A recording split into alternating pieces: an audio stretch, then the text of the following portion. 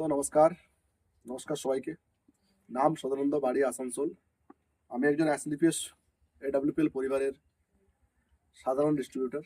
আজকে আপনাদের সামনে আমি তুলে ধরবো একটা সুন্দর রেজাল্ট। সেই রেজাল্ট হচ্ছে ক্যান্সারের।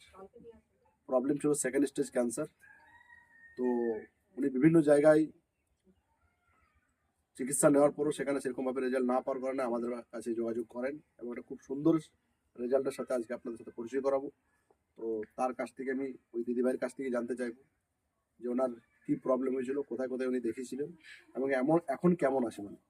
তো দিদিভাই, আপনার নাম? পার্বতী আমরা। পার্বতী আমরা। অ্যাড্রেস কি আছে আপনার এখানে? বোলপুর।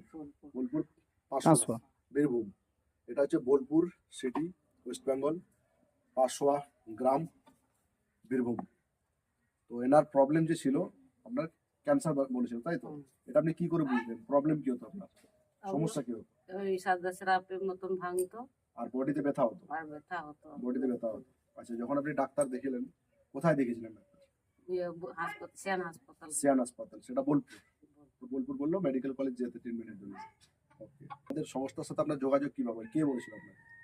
ওই সাথী ম্যাডাম বলে। সাথী ম্যাডাম, মানে আপনাদের গ্রামে থাকে, তাই তো? আচ্ছা, ওখানে মেডিসিন নেওয়ার পর আপনি কতদিন মেডিসিন চালান এখানে?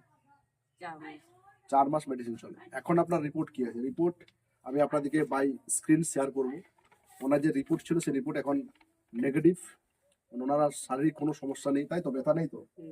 এবং উনি কন্ট্রোলে এখন। তো ওনার কোর্স এখন কমপ্লিট হয়নি, এটা 4 মাস চলছে, আরও হয়তো ম্যাক্সিমাম 2 থেকে 3 মাস চলতে পারে মেডিসিন। তো এনার যে প্রবলেমটা ছিল সেই প্রবলেমটা হচ্ছে ওভারিয়ান ক্যান্সার, মানে ইউটেরাসের প্রবলেম। তো আমি প্রত্যেক ভারতবর্ষের মা বোনদেরকে বলতে চাই, এটাকে নর্মাল ভাবে আপনারা নেবেন না।